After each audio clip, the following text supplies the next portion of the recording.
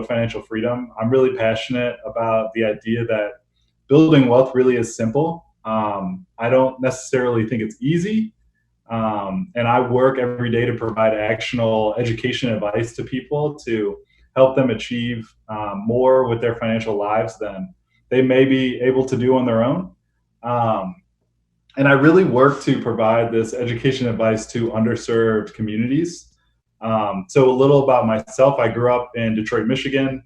I started Zenith about a year ago because I worked in high finance and alternative investments and at a wealth advisory firm that served super high net worth individuals, right? $20 million plus in net worth. And we were doing really creative things, but the fulfillment wasn't there, right? I think the people that we were serving didn't necessarily need our advice to become wealthy. And on the flip side, people that were in my direct family, my friends, people that I grew up with knew that I was in the industry and they were reaching out to me for advice. Some of them had financial advisors and planners and other people influencing their finances, and a lot of them didn't.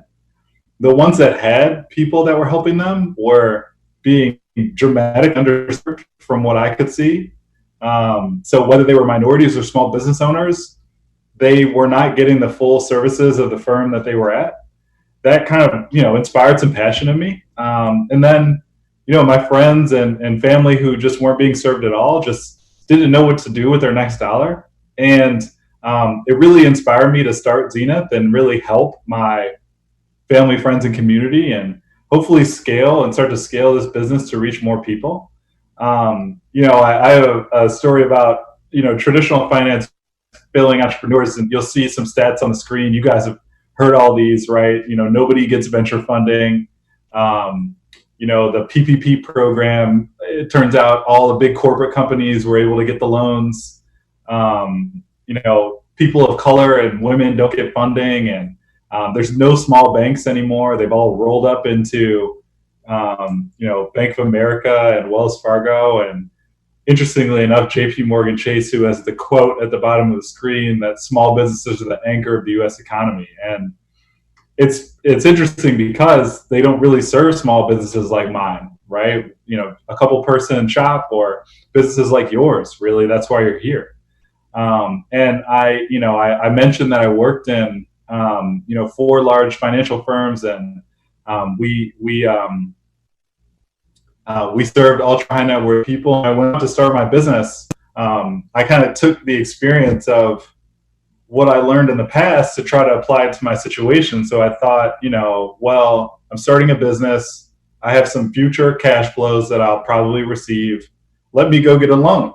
So I opened a bank account at Bank of America, and I went into the bank branch and I said, here's my $2,000 to start my business. And the guy kind of smirked at me, and I was asking him about loans, and he told me, we don't work with anybody on the lending side until you hit 250,000 in annual recurring revenue for the last 2 years. So I immediately left. And then I just from my undergrad experience and network of working in finance, I know a lot of people in the venture capital space. I went to a couple of them about my business idea, and they kind of looked at me sideways and they said, well, is your business scalable? And I thought, well, of course. I'm going to serve more and more people, and more people need advice.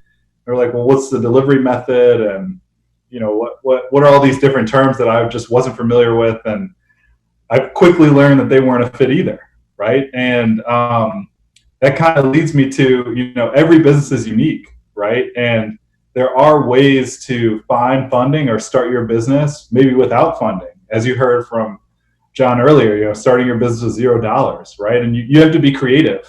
But I think in light of that, there are investors and funders for many different kinds of businesses. And I've seen a number of really unique examples, and I've led a couple really unique fundraisers that I'll touch on. I'll touch on 3 different examples. The first one was a business that's located in Detroit, Michigan, where I grew up.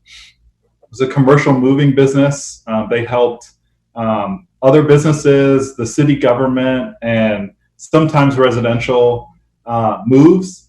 The founder had been doing it for about 30 years, and he reached out to me really to put in place some financial governance and help him in a success plan because he was getting old and he didn't have a plan. So we put a governance structure in place. We noticed some red flags about the business, but we also realized that the business was underfunded and it needed working capital to really stay in business, honestly. And the person who was taking over the business wasn't comfortable unless the business got some funding. So we went in every direction, guys. I tell you, like we went from, the local bank to the shark lenders in Detroit to, business credit cards, calling all these venture capital firms, and nobody wanted anything to do with the business. It wasn't scalable. It had very lumpy revenue, so it wasn't a good candidate for a loan. And eventually the founder felt like, and honestly, we kind of felt like there wasn't going to happen. But by analyzing and looking at the way that the business made money, it was lumpy, but it was somewhat predictable in its lumpiness. So the business didn't make money every day or every week, but really quarterly and over a certain week schedule. And I felt that if we could streamline that and kind of model that in and model some of the variability into creating a product, a loan product, and really a zero coupon product, somebody may be interested in buying it. So interestingly enough, we created this security that really involved an investor coming in and giving the business some money, the business not paying any interest until the end of the loan. So technically a zero coupon bond.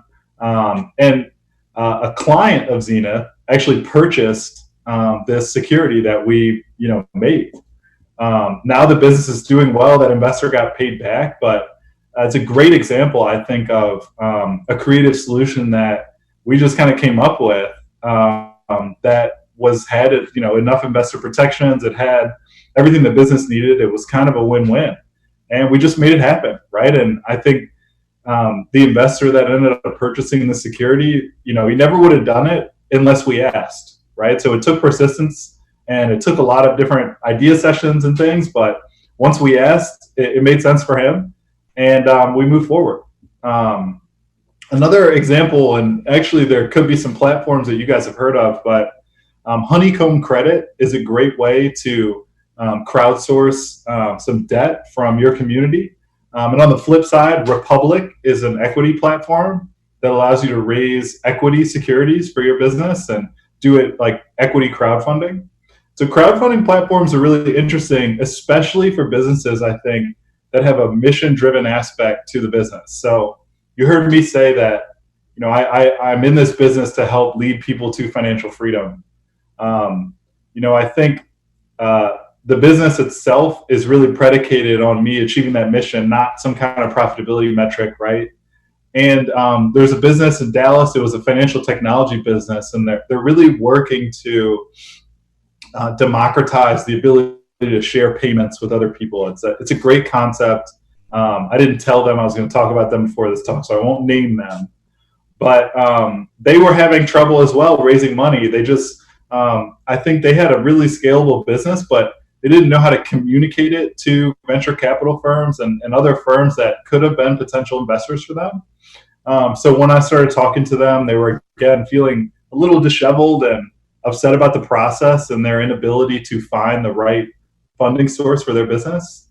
So we took a look at Honeycomb Credit and Republic, and those platforms allowed them to submit their financials and their pitch deck to the websites, Honeycomb and Republic.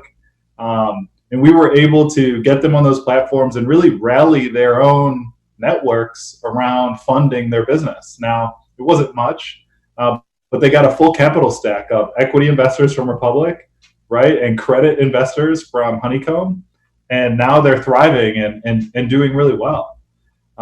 So I think that's another good example of just being creative, using the resources that are available to you. Crowdfunding is relatively accessible, I think, for most businesses. And I would encourage you to check out Honeycomb and Republic. I guess I'm running on time, so I won't go into the third example because it's longer. But I do want to leave you guys with a framework to think about if you are pursuing funding, how to do it. So I'm going to switch my screen here, so bear with me. Let's see.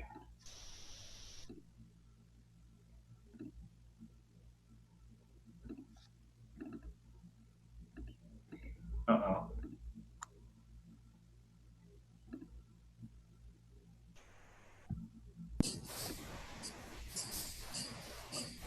If you need some background music, Jason, I got you covered. Yeah, we could just do a little bit of the Jeopardy theme song.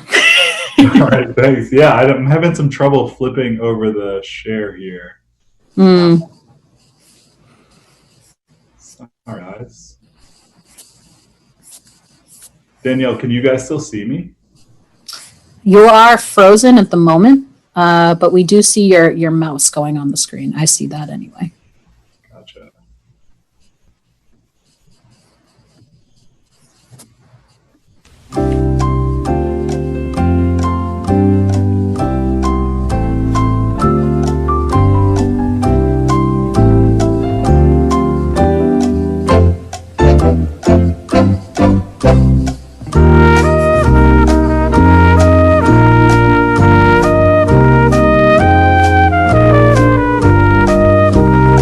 Still with us, Jason? Okay. Let's see. Let me just pop on real quick. Jason might be frozen. Let's see. Give him a few more minutes. Thanks for hanging tight out there, everyone. Technology's been working for us so far today, so whatever comes up must come down at some point. Okay, here we go. I think we got him back. All right. Nice to see you again. Sorry about that, guys. Back with the best. And yes, I'm going to,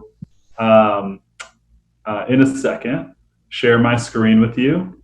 Perfect. So you should see a blue screen now. So like I mentioned before the break, I had to let you guys use the bathroom and get some water. So, that was planned. But I want to give you a framework to think about how to fund your business and how to think about funding your business. So the first thing you want to think about is your financial standing, right? And what do I mean by this? What do you currently have, right? And this is important, right? Because, I think, to give you an example, when I started my business, I had a laptop and a phone, right? And when you think about the assets that you have in your life that you can maybe use for your business or that your business already owns, what you have has to or should be able to generate income, right? If you can use what you already currently have to generate income, you're already taking the first step to potentially getting funding, or maybe being able to use your own internally generated funds, which is the best way to fund your business, to fund your future, right? And then the second thing to think about is, why do you need the money, right? And some reasons could be for startup expenses. Other reasons could be for ongoing expenses. So as you think about your business, you need to determine what your projected expenses will be, right? So if you're building an app, how much is it going to cost to build the app? And then how much will it cost for the ongoing app maintenance and the sale to install the app, right? If you're starting a service business, how much would you maybe need to spend to get regulated or register with your regulator? Or for ongoing technology expenses to use like Zoom. Once you figure out those expenses, and really I would encourage you to use a Word document just like this and write these items down, right? And lastly, when you get your expenses, think about what is or will be your income frequency. This is the biggest determinant to what kind of funding you should pursue. Right? Like, will you make money on a daily basis? Will you make money monthly or annually? Most online businesses that are application based could make money daily. It could be lumpy, but there could be a product for sale at all times or service for sale. Most service businesses are monthly, quarterly, or annually, right? My business, we make a lot of our money quarterly. So you have to plan for that as it relates to the kind of funding you need. So I'll give you a concrete example. If your business is making money annually, right? I would be pressed, and hesitant to go out and try to get a loan from the SBA or to get a loan from anybody that you have to pay monthly interest on or monthly immediate interest, right? Or if your business hasn't started making any income yet, right, and you're in the will be phase, don't go get a loan that makes you pay the money back in the next month, right? Think about maybe a zero coupon note like the one I discussed a little bit earlier. Or if your money's going to come in randomly, you could be a great candidate for potentially some equity funding, right? So going out and finding a venture capital firm that is willing to take a chance and make an investment in you to help you grow, or an angel investor using something like Republic, right? The more uncertain your income is going to be, the less you should pursue debt and try to get equity, right? And examples of equity are venture capital firms, your mom or dad or family, friends, equity crowdfunding like Kickstarter or Republic or other platforms. Examples of debt are getting a loan from Bank of America, getting a loan on Honeycomb Credit earlier, I think really determining what your income is going to be, this is huge, right? I think if you can project this or evaluate this on income you've already made, you can use this information and really use this sheet to pursue the person that makes sense for you, right? So if you've got very easily recurring revenue, banks, lenders, they will be interested in what you're doing, right? If you have more random and uncertain revenue and income, then you're going to want to pursue equity funding. And equity funding is a little bit more difficult, right? You kind of have to show that you are already have a product market fit, right? And what you're doing could generate income, or you've done it on a very small scale before you've built the app or the thing that you need to build to make money. I think you can definitely use it on a very small scale. And I would encourage you guys, if you want to fill this document out and submit it on my website, networthzenith.com, I can help you evaluate what kind of funding you may need. No commitment, no cost. I love doing this stuff. And try to help you figure out a little bit more, what may be appropriate for your business. So I want to say thank you. I hope this makes sense. I didn't see anything in the chat, but again, I will be on Discord. After this conversation to interact with anybody. So please hop over there and give me a hard time or let me give you a hard time. But thank you so much, Danielle and G, for having me. It was a pleasure to talk. Jason, thank you so much. I have to admit, I'm one of the people in the chat saying, you had a flat top? Flat top and a phone. That's one thing that I'll take away from this. But of course, also your very concrete steps and outlining that so clearly. So thank you so much. Jason will be on Discord. He'll be in one of the AMA rooms, so look out for him there. And you can join him there for about 10, 15 minutes, ask some questions. We are going to take a little break right now. And when we come back, we will come back at about 4:10 or so. We have another talk, Carrie Valentine, at 4:15, and I'm really excited for this one. So I'm going to hop off this, and I hope to see you back. Enjoy your break.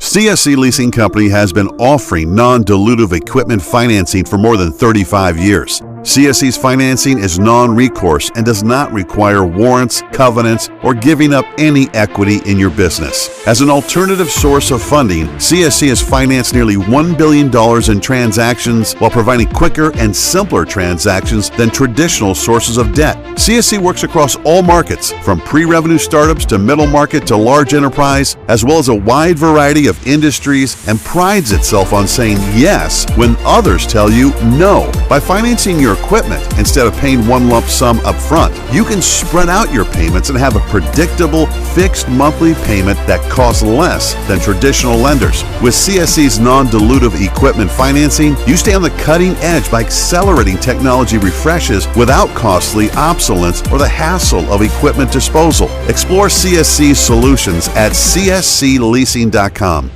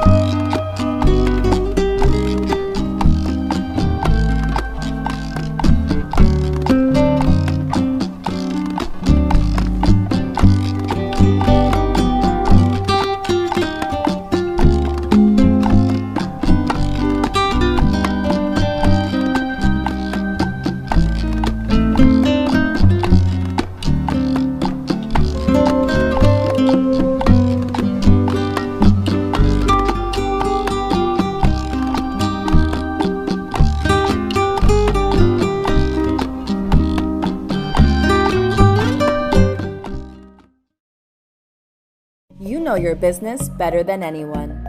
That is why Idea Financial gives you the option to choose from our unique business line of credit or term loan. 2 different products. You decide which one works best for your business. Visit ideafinancial.com to start your risk-free application.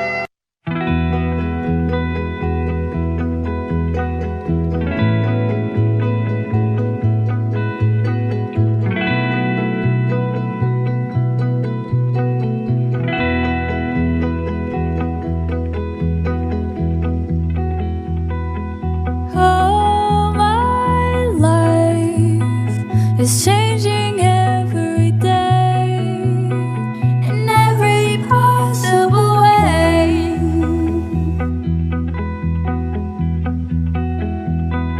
And all my dreams is never quite as it seems, never quite as it seems.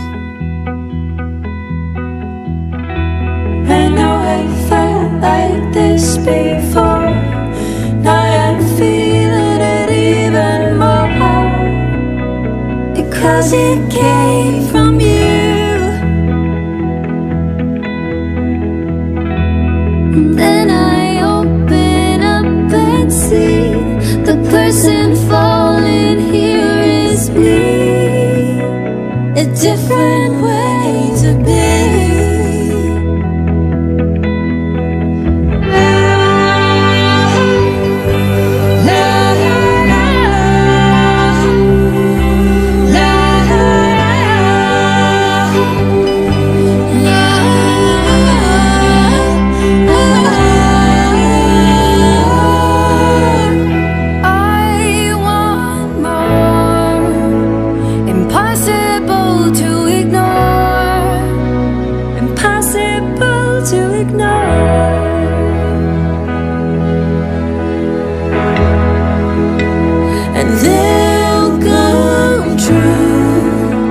Impossible not to do, impossible not to do. And now I tell you openly, you have my heart, so don't hurt me. You're what I couldn't find. I totally amazing mind, so understanding and so kind. You're everything to me.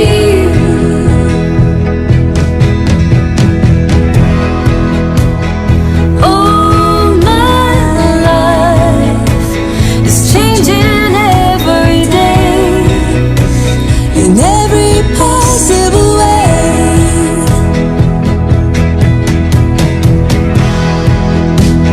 And all my dreams, it's never quite as it seems, 'cause you're a dream to me, dream to me. Oh,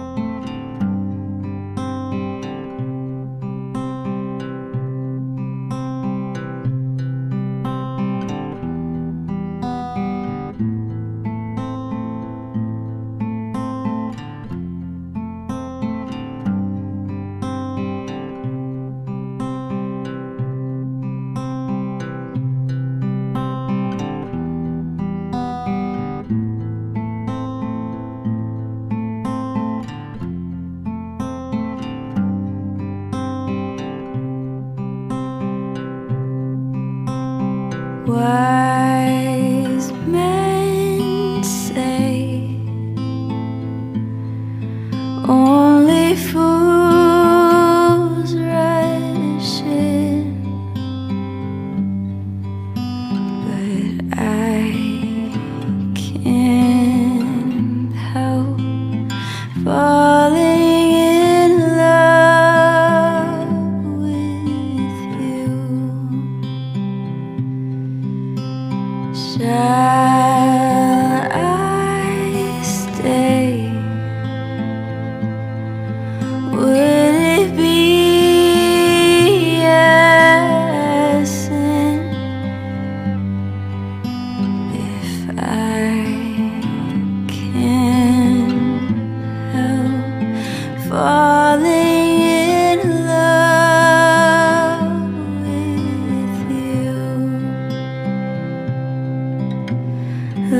like a river flows surely to the sea. Darling, so it goes. Some things are meant to be.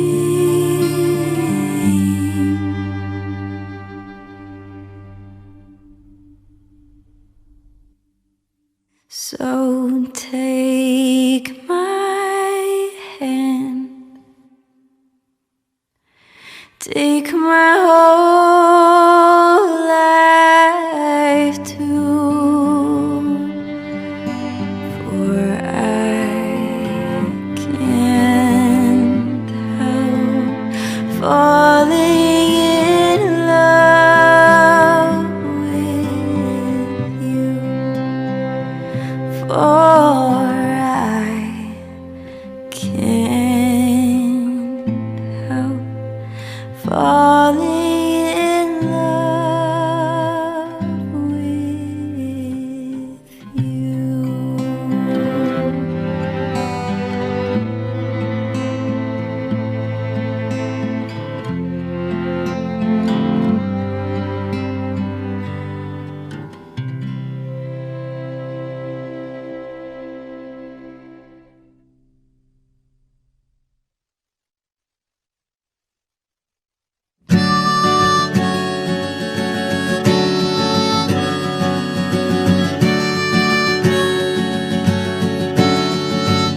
Your love is bright as ever,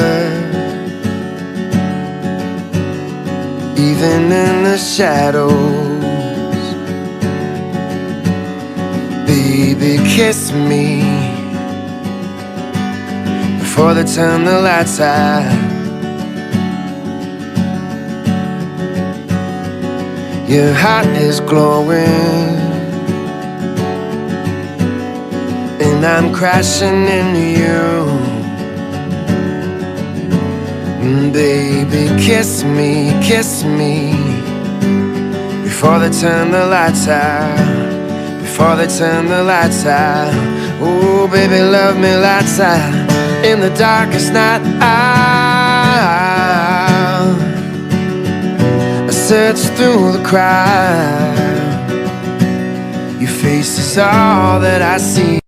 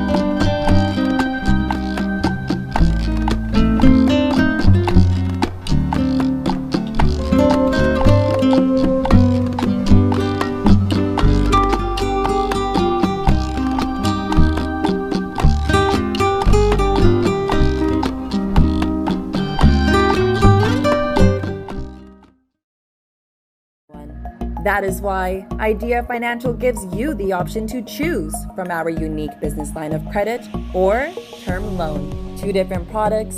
You decide which one works best for your business. Visit ideafinancial.com to start your risk-free application. CSC Leasing Company has been offering non-dilutive equipment financing for more than 35 years. CSC's financing is non-recourse and does not require warrants, covenants, or giving up any equity in your business. As an alternative source of funding, CSC has financed nearly $1 billion in transactions while providing quicker and simpler transactions than traditional sources of debt. CSC works across all markets, from pre-revenue startups to middle market to large enterprise, as well as a wide variety of industries, and prides itself on saying yes when others tell you no. By financing your your equipment instead of paying one lump sum up front. You can spread out your payments and have a predictable, fixed monthly payment that costs less than traditional lenders. With CSC's non-dilutive equipment financing, you stay on the cutting edge by accelerating technology refreshes without costly obsolescence or the hassle of equipment disposal. Explore CSC's solutions at cscleasing.com.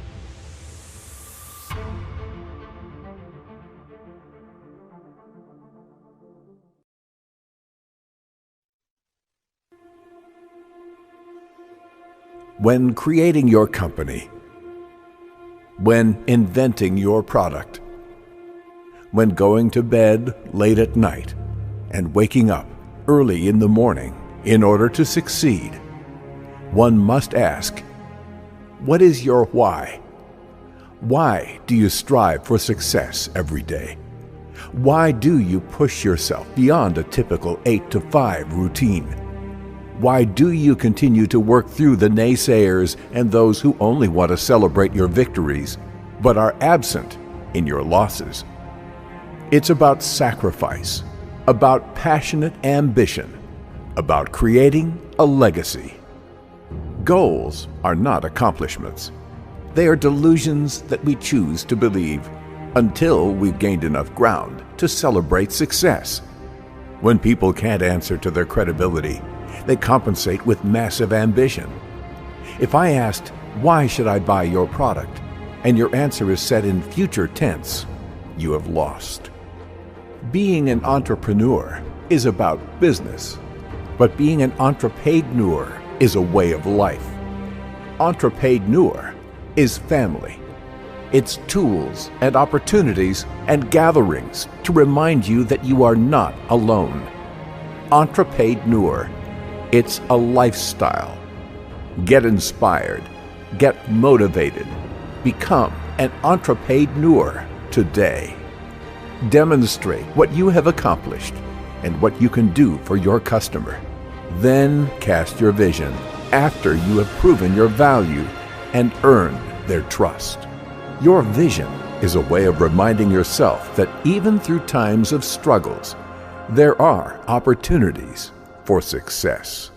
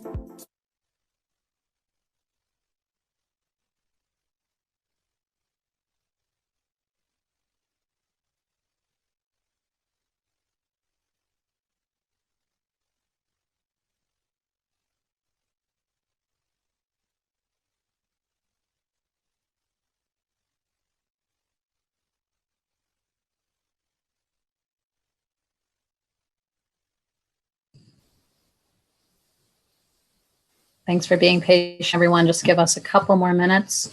Just waiting until everyone logs on. We have people streaming from all different places. We have YouTube, we have Facebook, we have Zoom, we've got all the platforms. So got to wait for some people to catch up.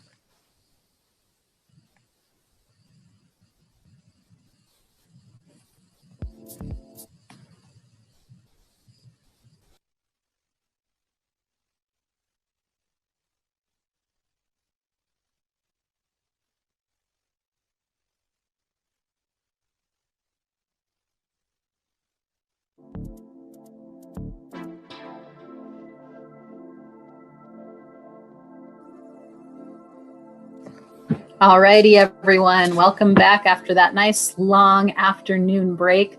This is Funding Stack Summit 2020, and I'm really, really excited for the next speaker, Carrie Valentine, Champion Your Inner Game. And, I'm going to do a little background on Carrie before I bring him on. I think that really it's important, whether you're in business or just you're doing other things in your life, whether you're an entrepreneur or not, it's really important to recognize the fact that we all have struggles, right? And, no one's really alone in those emotional struggles, right? So specifically talking about any doubts, fears, and anxieties that you have, we all have those, right? No one is absolved of those by any means. And so I think when it comes to, that entrepreneurial spirit or looking for places to invest or how to invest, how to build that financial foundation, there can definitely be some roadblocks, and that roadblock can be you. Sometimes we can be our own worst enemies in that way. So what Carrie's going to show you is he's going to really show you some steps that he took that have also worked for other people as well. So Champion Your Inner Game kind of has this system of sorts that really will turn your doubts, fears, and anxieties into, beautiful things, meaning, going from them not being your friend to being your friend, right? And why they're important. So he's really, really funny. He has a warmth to him, and I really enjoy him. So without any further ado, come on the screen. Would love to see you. Aloha, Danielle and everyone. Aloha. Did I mention Carrie was in Hawaii? I'm a little jealous. Yeah, I'm suffering out here. It's rough. I getcha. But someone's got to do it. Someone has to. Glad it's you. Carrie, thank you so much for being here. Really excited to be doing this talk with you. I said a little bit about you. I know that you kind of have, a way, but it comes from a lot of personal experience and a lot of combating your own fears and doubts to really bring you to where you're at. So yeah, I'm looking forward to you sharing that with the crowd today. Same here, Danielle. And, and I appreciate how you preface this. And first thing, before even that, I just want to give props to you and G and the team for, I've been on the sidelines watching this whole thing come about and just been so excited and giving you guys so much kudos for a wonderful job you're doing here. And, I understand my position, my talk here today is a little different angle than everybody else in that sense. We're talking about creating your financial wealth and looking for the capital and all of that. However, just like you said, Danielle, what is generally what would you say, folks, is the biggest slowing down, stopping area to make this happen? And I would say for most people, it's their fears, doubts, and insecurity of achieving their own success. And I'll just share a little bit. I understand that so well and empathize with you. Whether, I've coached people that are beginning entrepreneurs as well as very seasoned, multi-million-dollar successful people, and they still go through doubts and fears and things. And I'm going to be sharing with you some amazing kind of ideas that turn things literally inside out for your thinking. And by the end of this talk, my intention is for everyone to feel excited, delighted, and have a whole new way of looking at what the doubts are really about. What the doubts are really about. Perfect segue. I love it.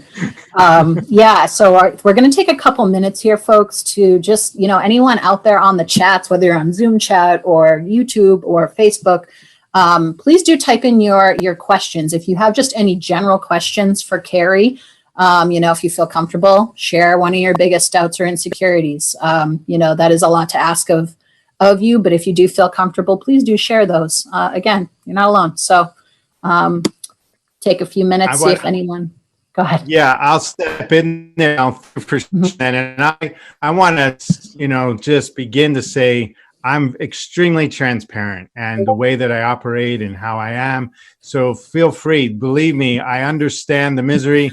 If there was a poster boy for doubts, I would be on it. And I just want to share a little bit about that how this all came about. I started playing music, drums in particular, at an early age. I was 9 years old. And then quickly, things started moving for me. And by the time I was 15, I was already in a band for playing professionally during the, playing at night, going to school during the day in high school and playing the weekends. It was the time of my life. However, it was also the time when I made an intention to be successful as a musician.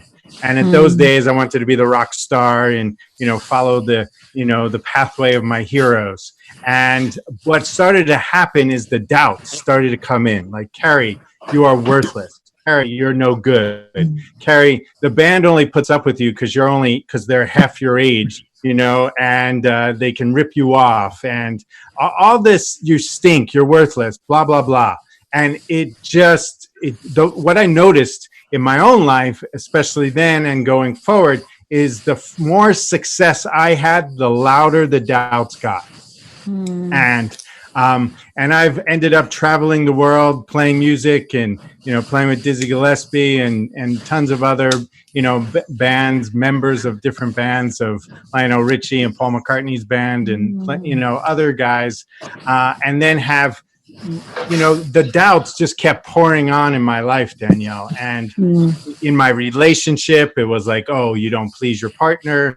Oh, and then, then I got into a business of years ago, ran an Ayurveda health retreat. And I was like, oh, you'll never make anything financially of this. You'll never make any of your dreams come true. And it just kept coming. And I had done tons of therapy. I was a yoga teacher. I was a massage therapist at this point. I became almost like a master of meditation. And still, those all helped, but the doubts kept coming until it hit such a point, Danielle, that I literally was in the desert of Idaho, and I got on my knees and said, I don't know who the heck you are in my head, but please cut it off, because I just can't handle the doubts and the tools that I was working with at that time.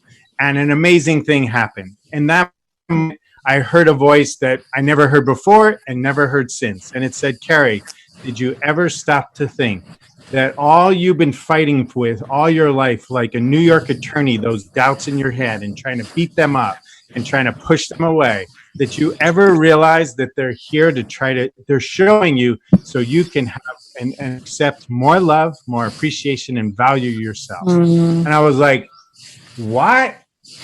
Well, first of all, who the hell is talking here? Second of all, please continue.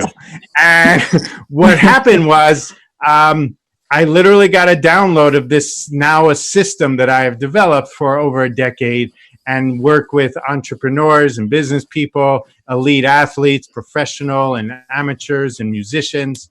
And this system works. It's amazing. It's changed my life, because I was completely so depressed at the beginning of this. So what I'm saying, if you have any doubts, fears, anxiety, insecurity, I relate to you. I empathize with you. And believe me, I know the graffiti that's written in your wall down to the well of despair, because I've just hung out in this space for so long. And in my own self, and have helped so many people. So as I said, I am extremely passionate and excited to help you if you have doubts. Now, here's the top thing right off the bat. Turn the doubt inside out. And what I mean by this, if you hear, like I've heard, like your business idea isn't a good idea, this new entrepreneurial kind of project you want to work on is not going to happen. It won't be successful. Turn the doubt inside out. The subconscious and the conscious mind are active here. And what they're telling you is the opposite is the truth. When you hear you can't, it's really saying you can. And what's going on, it's like your inner Mickey, like with Rocky, hey, Mick, hey, Rock, that's Rocky, sorry. Hey, Mick, you took my locker. Why'd you do that? Get out of here, kid. You can't handle the truth. I didn't know really, you did Mick, tell me the truth, too. Mick. Well, I do Rocky really well. So this is like the inner sparring partner, the inner trainer that's testing your own resolve. So obviously, at some part of you doesn't fully believe yet that you can be successful. And so the key is turn the doubt inside out and to realize when you hear you can't, what's really being said is you can. But I ask you, how much do you really believe when that happens? How much can you sustain that? And do you have tools to learn to accept that, neutralize it, dissolve that voice and the feeling, especially the heavy feelings, right, that show up in your body in like seconds? Well, I'm going to share some of these secrets with you today. And again, it's just, I'm thrilled. And one of the things that I want to kick off with is, again, this may be stretched for some of the folks listening, but I just want to share this. I was inspired just a short time ago. I've heard this new song by Gloria Estefan, Cuando hay amor. And so that's when love is present. And a line in her song says, when there's love, everything you can achieve. The hard way becomes simple, and the simplest thing is special. So this is what I want to wrap this for everyone listening here today. What you're doing is powerful, important, and recognize this. Even if the rest of the world doesn't even understand your genius, your brilliance yet, don't worry about that. Forget about it, okay? Worry about, be present for you. Be aware for you and know that and kind of take in drink in the truth and the love of yourself and build up your confidence so that, as like Chris was saying earlier today, when you dream big and you start presenting yourself to people, they're going to start being attracted. And I noticed that too. In my life, when I had a lot of doubts, it was like almost impossible to get someone on the phone, like to answer their phone. And now, because the doubts are gone, people are answering. They obviously want to connect up with me. You create an energy, or we can call it an aura around us of success. And the thing is, here's another great thing, Danielle, that I've noticed from business people, athletes, musicians, and all, in all walks of life. The level of the intensity of the doubt, the level of the intensity of the fear is equal to the level of your passion, your talent, your skill, and where you're going. Think about that.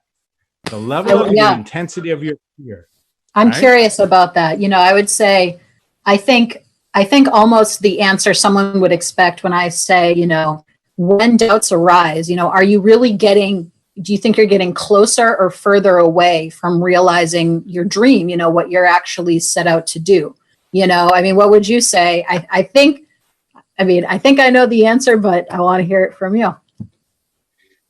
It's like you're about to be, the curtain is about to turn around for you. You're about to enter the promised land of your dreams.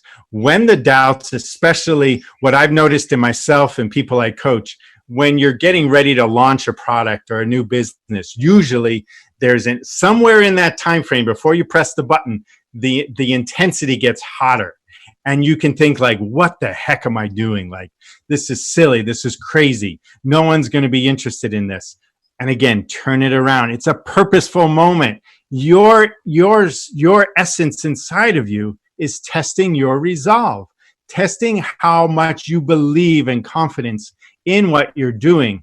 And in the sports world, we call it being connected to the process. Like if the athletes are being true to the process, they know success is going to come. They're not worried about, is it going to happen today in this event or tomorrow? They know it's on its way. So for us in business people, it's the same way. When those doubts arise, I want you, and I'm going to share some things before we finish today, some examples, some exercises to do to get excited, to turn the doubt inside out and realize, oh my gosh, this is the greatest sign I can have. It feels like hell inside my body at the moment because it gets intense. Oftentimes you might feel compression in your head. You might feel, like your jaw hurts. You might feel, a lot of people talk about like that belly, their gut just gets like a tight knot.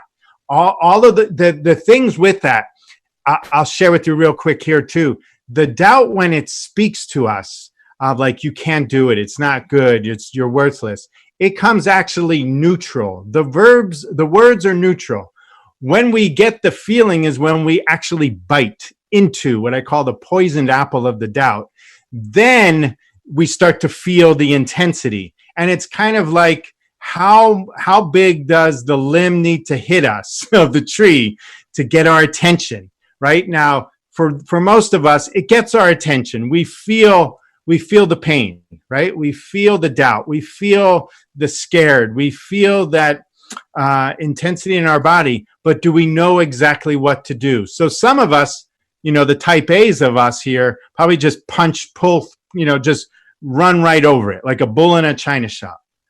However, many people who are probably listening here don't have that kind of wiring, don't have that personality, and that the doubt just starts to slow and stop their progress.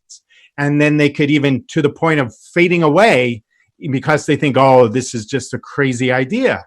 Well, it's not. And believe me, you're in good company if this happens, because the greatest inventors, the greatest business people, the greatest athletes always talk about, the worst. And this is something I love. Kobe Bryant, used to share that by far his worst competitor, his most challenging competitor was no one on the basketball court, was his own mind. Bobby Jones, the great golfer, said, the hardest thing to deal with playing golf is the 5 inches between both sides of my ears, And so, so many people talk about this. And so what I'm sharing is it's great news that you have doubts. It's the greatest sign that you're close to success. But how do we turn it around? That's the thing. That's right. And that's what I'm going to leave you to answer right now. So thank you for Beautiful. that. Love being in conversation with you. Okay, awesome. Well, I will share here, folks and Danielle, that how to turn the things around is I'll get into the major part of the system here is, first of all, accept the doubt. Okay, first step is like, and even before that is, I know this is going to sound crazy, is be excited that you have had a doubt, whether a feeling in your body or you had or you heard the words in your head. Okay, like, this isn't going to work out, or this is a silly idea. Okay, so first get excited. Why? Because why I'm sharing with you excited, I know it doesn't feel good in your body when this happens. Believe me, I lived in this pain for most of my life. So I know the pain. And so from that, though, the pain is just trying to get your attention. So if it's got your attention and now you say, okay, pain, okay, doubt, you got my attention. I accept you. I didn't say you have to like it. I didn't say you have to, think it's true or believe it in it or not. I just said, accept that you heard the doubt. Like, and for folks listening, think about, do you have doubts, about what goes on in your world that slows you or stops you from the success you are truly seeking and desiring and passionate about? Is it something like, I'll just use an example. Like, oh, this business idea is going to be a flop. Okay, let's just use that example. So turn it inside out. Okay, so the literal difference or the literal transformation is this business, project is going to be a success. Keep it simple, folks. It's really is simple. and we get it so complicated. Okay. So first accept that you heard the doubt that this business idea isn't going to work, then accept it. Okay. From there, there's some other processes involved, but I'm just going to get to, the essence here is in the process of accepting it. Just can you say a few times, even with me, think about the doubt, or maybe there's a doubt running in your body right now. Okay. Let's take a moment. Let's have an experience. Think about it. Like, is there some sort of doubt of your confidence level? And test and be aware where you're feeling that in your body.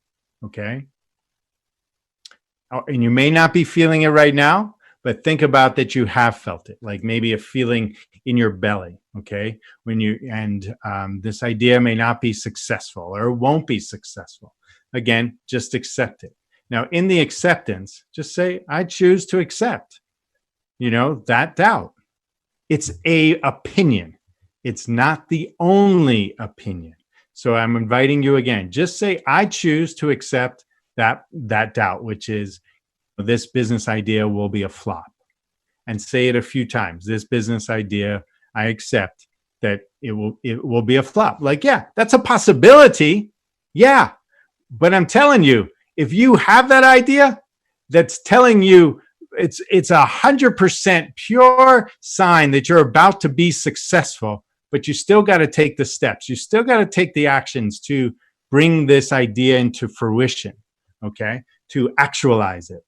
So after you say those steps, then I want you to just say with me, whether silently here, in the space you're in, or you can say it out loud if you're in a space that people, there aren't any people around, or maybe even dogs who will think what I'm about to say may be strange, okay? But here's the thing. Once you have accepted it, and say that like a mantra a few times, I accept that particular doubt. Now put in the exact opposite. So in this case, the exact opposite is in a form and in an anchor, I call it. Some call them affirmations. I call this an anchor. And it is, I choose to feel successful about this new project now. Or I choose to feel excited about this business, that venture I'm doing now. I choose to feel excited about bringing in X amount of dollars this month now. So if you're hearing me, recognizing I'm saying kind of a pattern over and over, it's true. I'm saying I choose, which is telling your subconscious, hey folks, hey doubts, you do not need to keep showing up anymore. I'm handling this. I'm taking responsibility for my life and for this particular issue. And so when you do that, the subconscious starts to back off. And what happens is the doubts start lessening, okay? So when you say, I choose, that's saying that. And then to feel is really important, because our bodies are so much about feeling, and life is so much about feeling. And when you're feeling the doubt, you're feeling like crap, right? So let's turn that around, and let's feel the exaltation. Let's call forth the feeling of excitement in our body. Okay. So, I'll just share with you guys, like for me, the doubts and the way that my life has been, my life has been really challenging as a kid, and grew up in a family that my parents loved each other, and their great way of sharing that was cursing, slamming doors, hollering at each other every day. Okay, but they did really love each other, but they had no tools. And I was a very sensitive, very shy kid. I picked up on all this. So I'm sharing with you, I know what it feels like in that kind of repressed feeling. I never knew what it was to feel joyful. And I've learned how to manufacture it in my life. I've learned how that we can, and this isn't special for me. It's everyone can do this. And this is what I'm sharing with you is a great way to do this, to feel and bring in the joy. Okay. So when you say, I choose to feel, and then excited about my business project now, then when you say now, it's like pressing the button for your subconscious, and they're yentas, the subconscious. They just talk all the time, the cells into each other. And when you say now, it's like giving them an order, and they hear it, and they will use that, and you say it over and over again, multiple times in a day, and then in a week, in a month, and you start to feel genuinely starting to feel this this thing that you're dreaming of, the idea of what you're working on with the anchor. You're starting to feel like it's going to happen. Then what's happened there is that it's due to your choice to keep saying these anchors. It's your choice to deal with your feelings and turn it around, as well as your subconscious wants to help you. It's wired and working to help you. It's the doubt, again, is just showing up, or the fear or the anxiety is just to get your attention, folks. It's just a messenger. All right. Like a lot of people I deal with very intense situations too, with people that are depressed and all this. And a lot of times they say, oh, well, I'm glad you can be able to help, but I'm probably going to have to deal with these voices all my life. Even people that are taking medication. And we work this system, and there's more steps to it, but this is the essence. And in a very short time, they're feeling the shift happening. They're feeling confidence going on, and they start to achieve what it is they want. Now, you can say, hey, this is a bunch of crock. I don't buy it. Well, all I say is you don't have to believe me. I don't care that you believe me. I could care less. What I ask you to do, if this is something that you're challenged with fears and doubts, I have the opportunity to do some more and help you. And you tell me, you be the scientist if things are turning around. And I've tested it amongst thousands of people, as I said earlier, with athletes who they're seeing the shift very quickly. And, in their realm, whether it's a basketball player or a hockey player or a tennis player, surfer, a golfer, they're seeing it in real time, the transformation. And also, if you say, well, I'm a business person, I want to see this, it will happen for you too. A big bulk of the people that I used to work with and still do is in the relationship world. And a lot of folks, have negativity or doubts about them getting into a relationship or being able to sustain a relationship. This is a much harder realm because you're dealing with another person in some aspects. But I'm saying even for those people, especially folks who have haven't been in a relationship for a long time, and they have such doubts about it, in matter of weeks, things start turning around, and very quickly, they start attracting the right people in their life. So I'm telling you, for the same aspect here of your business and your passions of what that is, this will turn around for you too. Undoubtedly, if you choose to do it. So that's the question. How hungry, how thirsty are you truly? Not just words and not just rah kind of motivational speak. I'm going to do it, blah, blah, blah. I could care less about that. What matters is your genuine care when the doubts come up. How much are you willing to end the war? And for most of us, it's challenging because these patterns have been going on for so long. They become habitual. Even though we don't like it, it becomes like, a pleasant misery. All right. So again, know that your dreams, your passions, your desires with creating the business that you want or expanding the business is awaiting for you, and the world needs you. You're the one who's to do this, and if not now, when? Okay, and so please do take heed to what I'm sharing and begin to apply yourself better, and know that all your dreams are about to happen. They're wanting to happen. And nature itself, our life itself, is desiring for you to have the success that you desire. And how does that feel? How does that feel to think about that? So, I wanted to see. Hey, Danielle. Carrie, thank you so much for sharing that. I know that I'm, I'm left with some more questions than I was left with answers, but wow, yeah, that brings up a lot for me. So I'm sure it brings up a lot for other people too. And I want to thank you for really putting your perspective out there, because, everyone needs this perspective, this guidance, no matter who you are. I truly think it's an integral part of us to understand the inner workings of our mind, right? Because the mind is a powerful thing. So thank you again so much. So Carrie, My joy. thank you. So Carrie's going to be hanging out on Discord after the talk, and he'll be hanging out in one of the AMA rooms, the Ask Me Anything rooms. So feel free to connect with him for the next, 10, 15 minutes or so. Wow, we're almost at the end of the day, y'all. We have one more speaker. Last but certainly not least, I'm really excited to introduce Cameo to you all. So I'm going to hop off this stream and hop on hers. Carrie, I want to thank you again, and catch Carrie on Discord for an AMA session, y'all. Aloha. Hello, everyone. Aloha.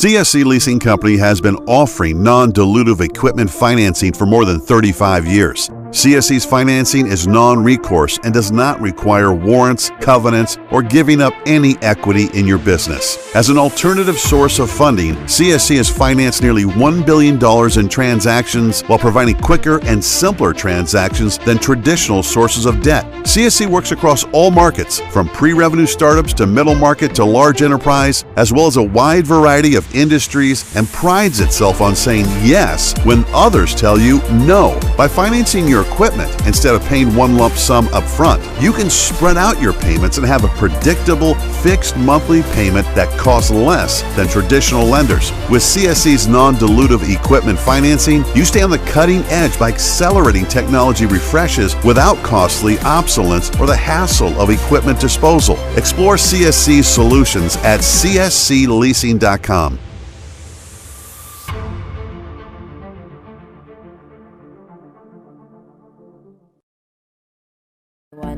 That is why Idea Financial gives you the option to choose from our unique business line of credit or term loan. 2 different products.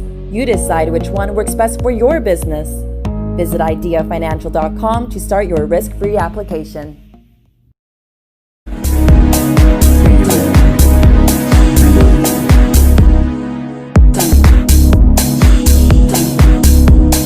When creating your company, when inventing your product, when going to bed late at night and waking up early in the morning in order to succeed, one must ask, what is your why? Why do you strive for success every day? Why do you push yourself beyond a typical 8-to-5 routine? Why do you continue to work through the naysayers and those who only want to celebrate your victories, but are absent in your losses? It's about sacrifice, about passionate ambition, about creating a legacy. Goals are not accomplishments. They are delusions that we choose to believe until we've gained enough ground to celebrate success. When people can't answer to their credibility, they compensate with massive ambition. If I asked, why should I buy your product? And your answer is said in future tense, you have lost. Being an entrepreneur is about business, but being an entrepaidneur is a way of life. Entrepaidneur is family. It's tools and opportunities and gatherings to remind you that you are not alone. Entrepaidneur, it's a lifestyle.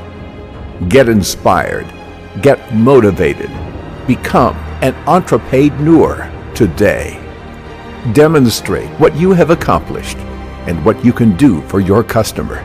Then cast your vision after you have proven your value and earned their trust. Your vision is a way of reminding yourself that even through times of struggles, there are opportunities for success.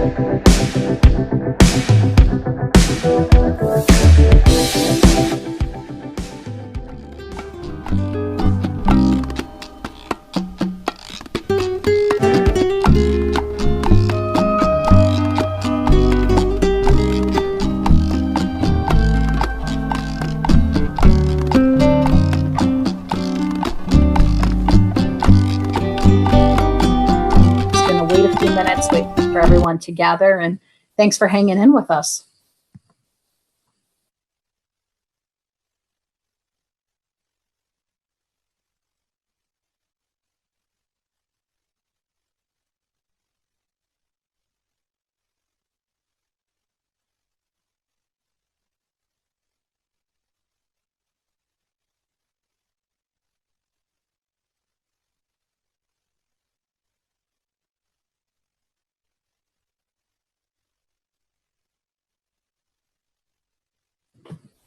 All right, everyone, welcome back to FS 2020 Summit. We are just at the tail end here, but before I leave you, I'm going to leave you with a great talk coming up. So I want to introduce Cameo Robertson with Connecting the Dots plus Collecting the Coins gives you Business Planning 201. So take it away, Cameo.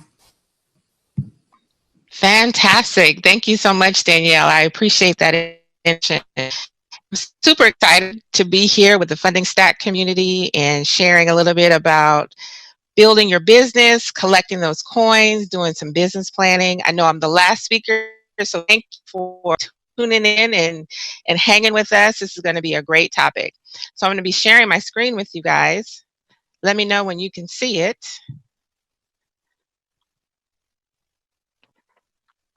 Fantastic. So Business Planning 201, connect the dots and collect coins. A little bit about me. I am a business planning advisor and an operations consultant, and I launched Atlas Park Consulting and Finance in 2018, really as a way to build some more freedom for myself. I was tired of the corporate rat race. I was tired of not getting ahead. And so I wanted to create some freedom for myself and for my family in a way that made sense for me. So today's topic is going to be dynamic. I got a lot of real life examples that I'm going to share with you. Totally open to questions. So please put those questions in the chat box for me. So what I'm going to cover today is how did I get here? How did I end up as a business owner today? Real life examples of what I did to get to where I am today. And why it's so important for you to do some business planning. You want to make sure that you have a roadmap, a guide of sorts to let you know you're going and how you know that you have been successful when you get there. Having that entrepreneurial mindset. 3 roles that make all of the difference. We're going to be talking about the entrepreneur, the technician, as well as the manager. And then basically get your questions answered. So I hope to cover a lot today and get your questions answered and let me know what you think. So how did I get here? I just mentioned to you that I had wanted to start a business and really was working corporate America and wasn't getting opportunities for promotion. I was being overlooked. I was a Black woman working in predominantly white male firms. I got my start in financial planning and investment management. And if you look here at this image on this slide here, you see that woman kind of off to the side in the white jacket? That's really where I was, trying to figure out, where am I going to make a difference in this world? How am I going to show up and really make an impact not only in my life and my family's life, but in the clients that I wanted to work with? I was also dealing with bad management. How many of us have ever been there? And you're just like, enough already. After 15 years of working in the financial planning profession, I said, I'm going to get myself together and start my own planning process. And so I did that in 2016, working on the business each and every day, figuring out what the plan was going to be so that I can get to a point where I could have some financial freedom. So why you should do some business planning, why it's so important for you to think about that. This is the Funding Stack Summit, and we're talking about alternative financing, but you really want to have a solid business idea before you basically merge out and to start doing your own business. So you want to have a strong, solid foundation, understanding why you're going into business. Business planning also will set you up for success, making sure that you're doing all the right things ahead of time to make sure that you're putting yourself in a position to be successful. Having a roadmap of your plan. If you've ever considered or know someone who's an architect, right? When it comes to building a house, they're not just going to get out there and start building the house without knowing what kind of materials they need, what kind of house they're building. Is this going to be a 1-story house or a 2-story house? So when you do business planning, you're actually creating a roadmap, moving your business idea from point A to point B. And then figuring out how you're going to earn money. Two of the main reasons businesses fail is lack of planning and lack of cash flow. And so developing that roadmap, getting some business planning in place can really help to set you up to be successful throughout the duration of your business. So, what are the 5 components of a business? When you think about you've got a business idea, now how do you take that idea from concept, right, all the way to reality? And so the first is, why are you in business? What are you building and why? What kind of firm do you want to have? Are you offering a service, or are you creating uh, um, I just lost my train of thought. Are you creating a product or a service? And then what's your plan to get clients, right? We know that the lifeblood to any business is making sure that you have money coming in. How will you run operations? When you think about operations, it's basically how the business plans to earn money. So you want to make sure that that's clear. What technology do you need and why? Making sure that you have that right infrastructure to set yourself up and have a business that's successful. And then also, do you need a team, right? When you're just starting out, it may just be you, but over the course of time, as your business grows, you may decide that you need to hire teammates, right? And in order for you to scale and move your business to the next level, you will often need to leverage the talents of other people in your business. Let's talk about a little bit about the entrepreneurial mindset. And really, it's different from an employee mindset. And with the clients that I work with, I really help people transition from employee to entrepreneur in a way that makes sense, because no longer can you just rely on a steady paycheck coming in. And so you really have to think about, why now? Why today? Why is it so important for you to start a business? And remembering how much work actually goes into building a business. People often say being an entrepreneur is risky, and I will add to the mix that working for corporations, especially in this day and age, is just as risky.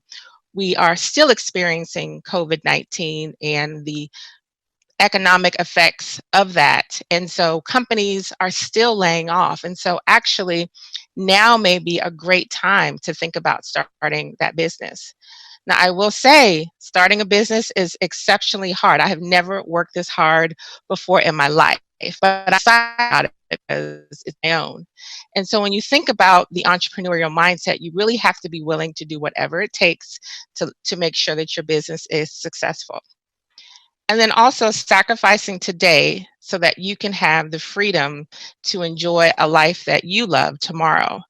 I work a lot, I work every day, but like I just mentioned, it's my own. And so that gives me drive, and that gives me inspiration to keep moving forward in my business.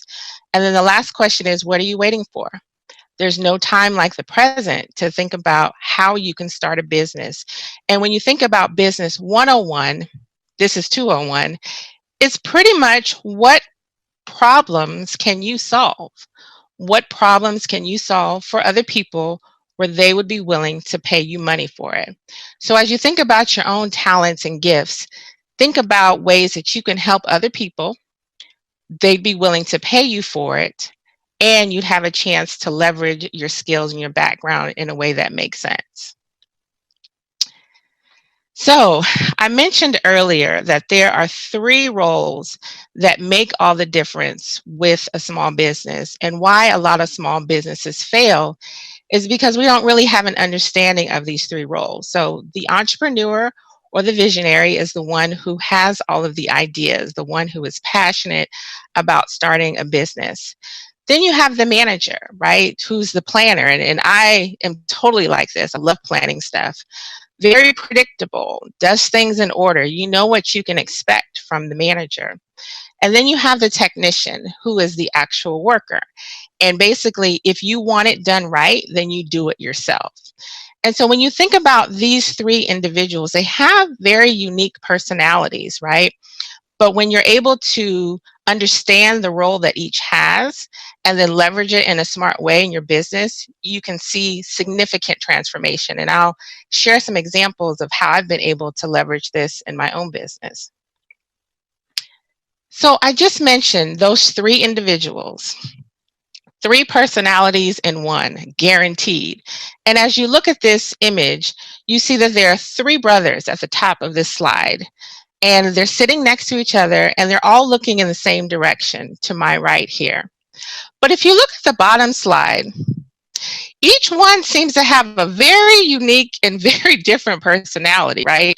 You have somebody that's got a smirk on his face. You got another one who looks a little irritated, and he has a cookie. And then you have another gentleman with a cigar in his hand. So I want you to really conceptualize and think about how each one of these people will support one another, but they have very unique personalities. So, the entrepreneur. This is somebody who lives in the future. This is the innovator, the brand strategist, the new market creator. As I mentioned earlier, this is the person that gets the party started. This is the person that decides, you know what? I want to start a business. And it's a very creative type personality, thrives on change, and great at dealing with the unknown. So remember that this person can see into the future and can see the business happening.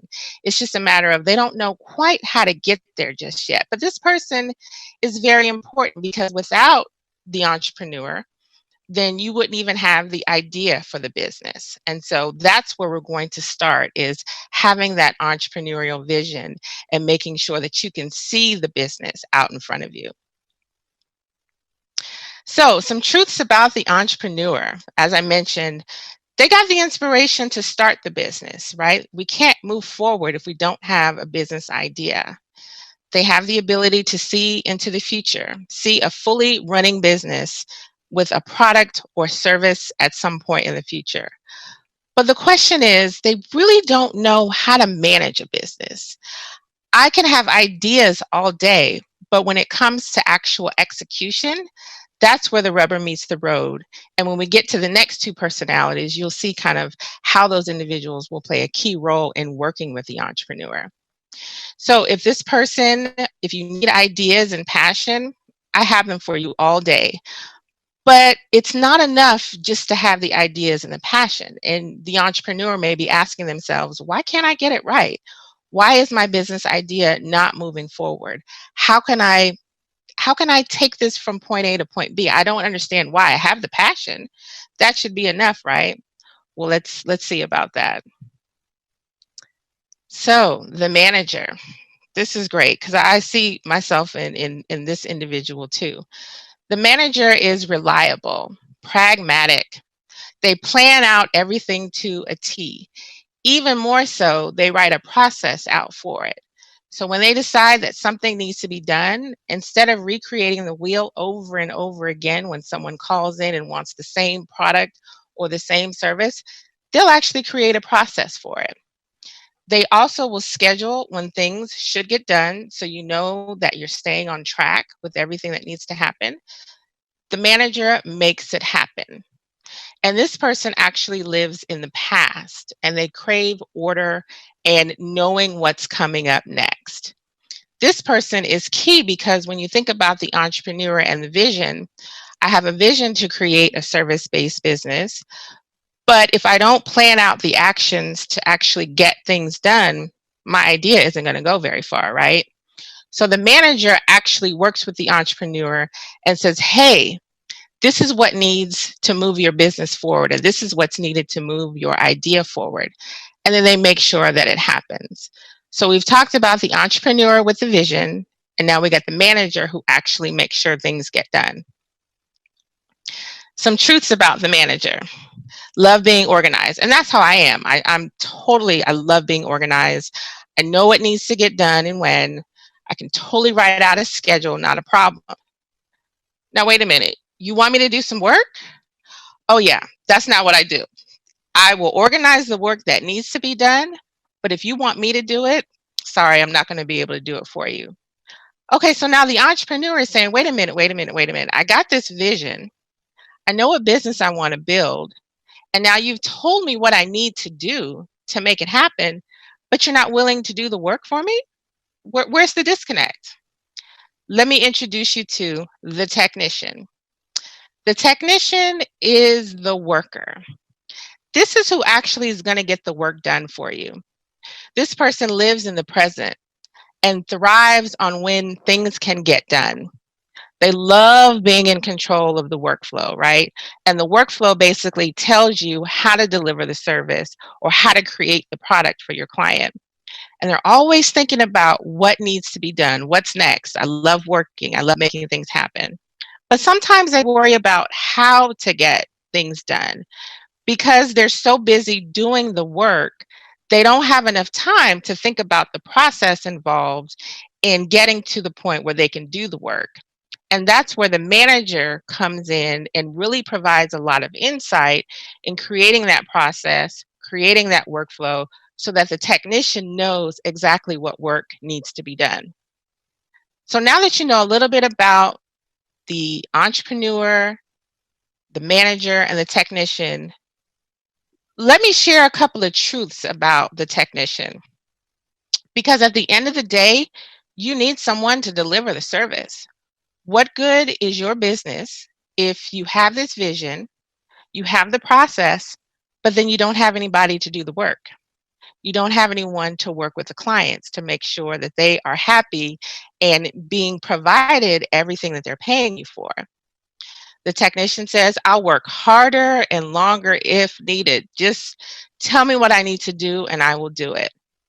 Controlling the workflow gives the technician life. And so it's important that the manager is always keeping the technician updated on what work needs to be done for the business. They're so busy working in the present, I don't have time to think about the future. That's not my role. And that's where the entrepreneur who lives in the future can continue to feed new ideas, new services, new ways of connecting with clients to the technician as well as to the manager in a way that makes sense. So hopefully, I hope everyone is starting to see kind of how these three individuals work together. And when you're able to leverage all three of their skill sets in a way that makes sense, it can really bring life into your business. So let me tell you a little bit about my journey. So the struggle was all the way real when I got started. And I started my business planning in 2016 for reasons I mentioned earlier. I was tired of the corporate rat race. I wasn't getting opportunities for promotion. As the entrepreneur, I had to merge into that way of thinking, right? And my business vision changed actually about 4 to 5 times when I started. You know, I started out with developing operations manuals and templates for financial advisory firms and wealth management firms because I thought that that would be ideal. That'd be, you know, a great way for me to provide service. And then when I got to thinking about the vision for the business, that was too small. I needed to think bigger. And so I had to go back to the drawing board and ask myself, what more can I do? And then that's when I moved to operations assistant. So helping these firms better manage their people, their processes and technology in a way that allows them to be both sustainable and efficient. I said, okay, now you're onto something here. And I, you know, kind of grappled with that over the course of a few months and kind of figured out what it was going to look like. And then at the very end, I ended up with a full practice management and business coaching and virtual COO services for those same wealth management firms, but then also working with professional service firms, people like CPAs or insurance professionals. And so I want you to be encouraged that even if you don't have the full idea today, if you keep working on it, keep tapping into the entrepreneurial passion that you have, ultimately you will get to the point where you figured it out. And the great thing about leveraging that entrepreneurial vision is it provides a lot of insight into the future and being able to look at trends and different things that are going on within the industry so that you can stay ahead of the curve and have services and our products that are going to always meet the needs of your clients.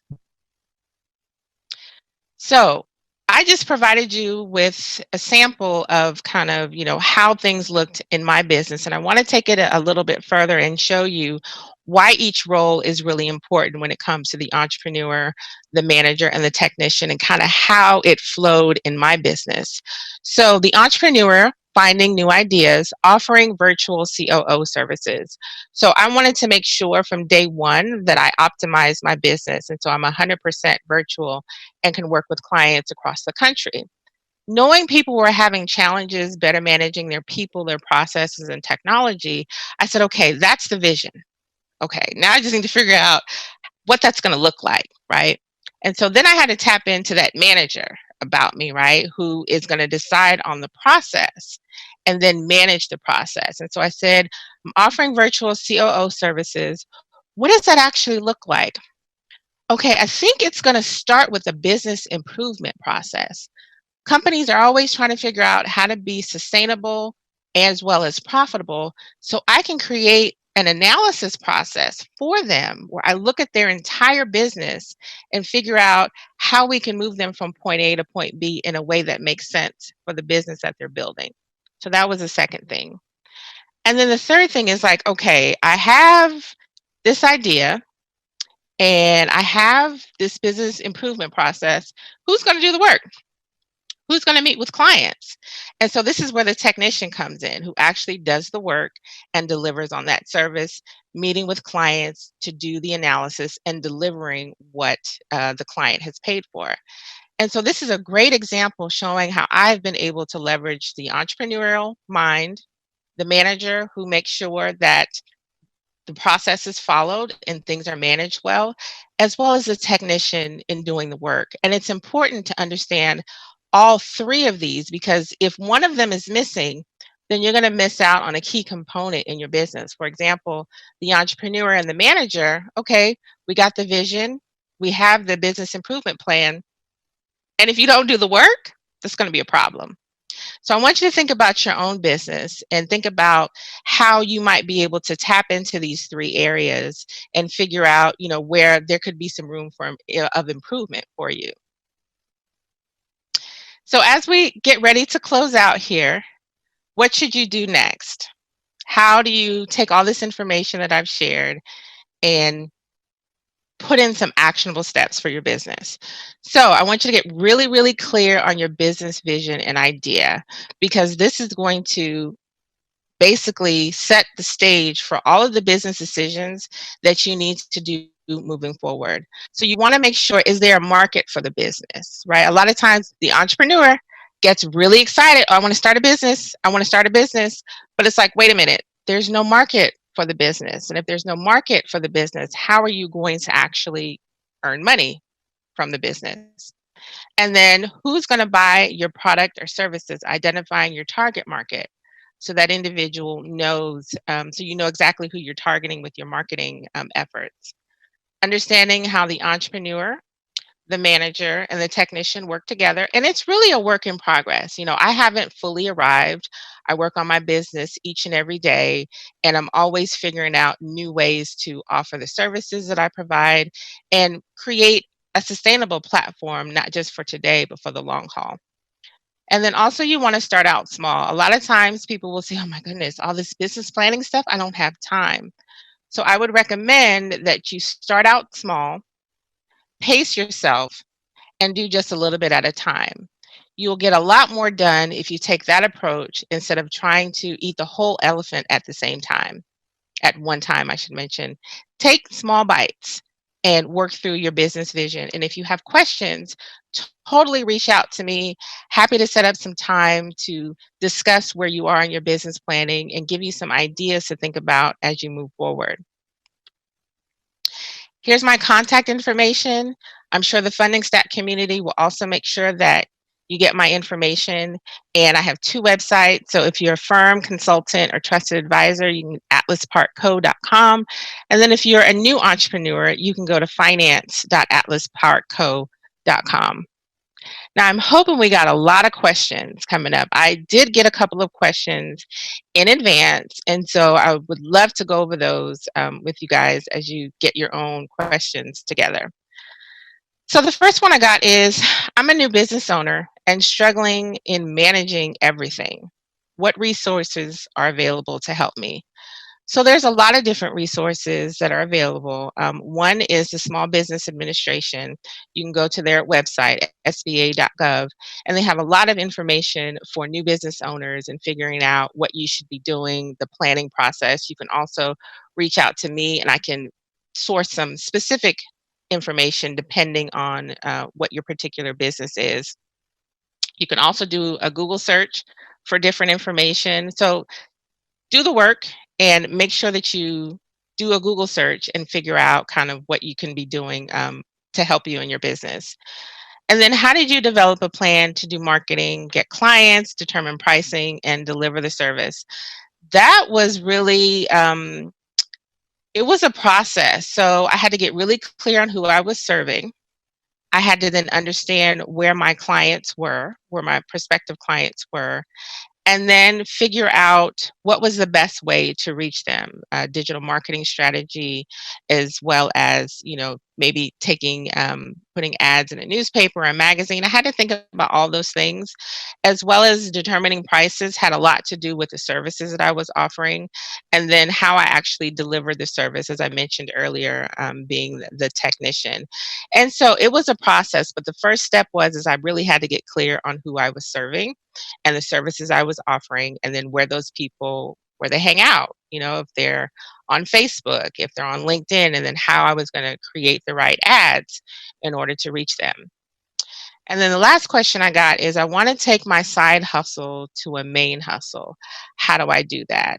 So again, if it's a side hustle that you're doing that someone is paying you for, then what you want to think about is, if you're not earning enough money doing that side hustle, how can you increase the services that you're offering? How can you maybe even create a new product if it's a product that you've created? So you want to think about how you can scale the business in a way that's going to allow you to take it from a side hustle into a main hustle. And a lot of that has to do with going back to the three roles that I just shared: the entrepreneur, the manager, as well as the technician, and figuring out if there are different things that you can do to take that side hustle to the main hustle in a way that makes sense for you. So I hope you all have enjoyed today's session. I really appreciate your time today. Welcome any questions that anyone has, and thank you again for allowing me to participate. I've had a great time. Thank you. Cameo, thank you so much. I know that we have one, I see one question here posted by someone. It's in the chat. If you want Okay, I will open up the chat. Oh, perfect. Okay, what are some words of wisdom if I tend to take on all three roles in my business and I'm equally good at all three, but find it hard to manage everything myself? Okay, I can totally identify with this. So some words of wisdom I would say are: one, start with one level of service that you're offering, if it's a service, or one product that you've decided that you want to do. Next, I'd say figure out what technology platforms you can use to help manage some aspects of the manager or the technician in a way that makes sense. And an example of that is, I use a tool called 17 Hats, which is my client relationship management software. And it allows me to automate a lot of things such as billing and contracts and quotes and invoices, things that the manager role would take care of, and I don't have to think about it. And so the first thing I'd say, start with one product or one service. Don't try to overload yourself. Figure out what kind of technology is available to help you automate some aspects of your business. And then the third thing I'd say, if you can't really manage it all today, is to reach out and to find someone who can help you manage it all. And there's no shade in that at all. We all need help at some point. Like, for example, when it comes to the marketing and branding of my firm, I outsourced that because I knew that that wasn't my skill set. And so those are three words of wisdom that I would share with the community. I hope that was helpful. Cameo, thank you so much again. I think that was a great point. Sometimes we just can't manage everything ourselves. We just have to kind of let go of that, and that's okay. It is okay. And I That's tell you, fine. the minute I did that, my business just took off because I was Right. no longer trying to hoard everything myself. Absolutely. Yeah. Shed Yep. some of that weight a little bit for sure. Please. Mm-hmm. Yeah. I want to just, I know we got to do that.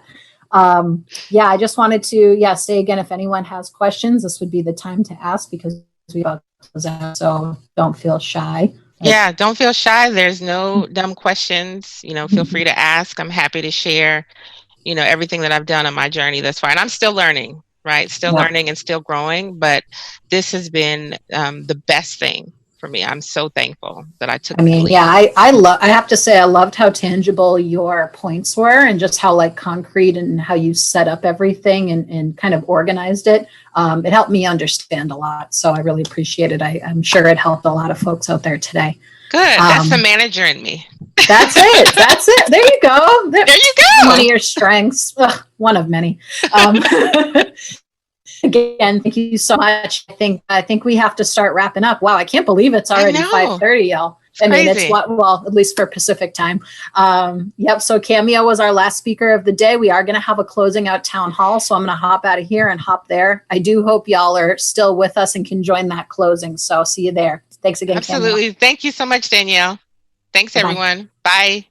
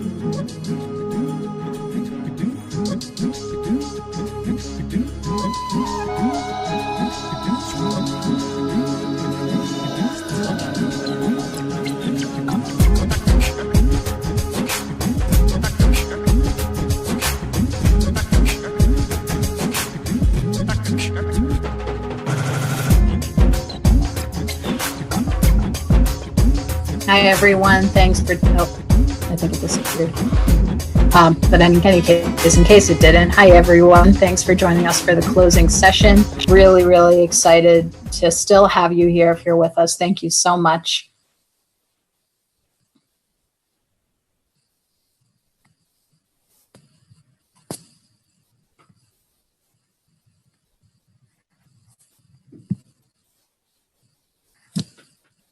Welcoming everyone in right now. We are just waiting for people to start trickling in.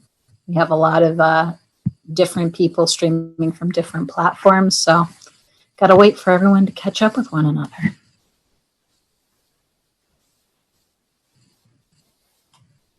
Alrighty, I just got the good to go. Well, everyone, I can't believe it's already 5:30, at least Pacific time, and we are done with day one. Wow, that honestly flew by in the blink of an eye. And I can't wait for day two. You heard all of these amazing talks and really seeing our speakers in action. It gave me a renewed sense of just of purpose, of energy, and why we're putting on this summit. I think that these, the speakers that we have for our 2 days are really prime, really top of the game. They really know their stuff, and I appreciate them so much, for sharing their wisdom and also sharing their stories about how they got here, because it's not easy. It's none of the things that they talked about are really that easy in practice. But I think that having them kind of share, what's different ways that you can do things and actually being real life examples, hopefully that helped, some of you watching today. I know it helps me put things into perspective for sure. So that's day one, everyone. So please do join us for day 2 tomorrow. We're starting at 10 a.m. Pacific time. I want to, just before I go, really, really, really want to thank our core partners, OmniSync, Idea Financial, CSC Leasing. We really couldn't have done it without you. Thanks again. And our supporting partners as well. A lot of our speakers today are also our supporting partners in their businesses. So thank you all so much. We really couldn't have done this without you. You are the community, right? We're building this community together. So thanks for being a part of it. Please do join us on Discord tomorrow. Get it if you didn't get it today. Get it for tomorrow. We're going to have some cool rooms in there, some more AMAs, and we may even add a few more things for you. So again, I'm Danielle, co-creator of Funding Stack Summit 2020, and I'm looking forward to seeing you all soon. Take care. Have a good night, y'all.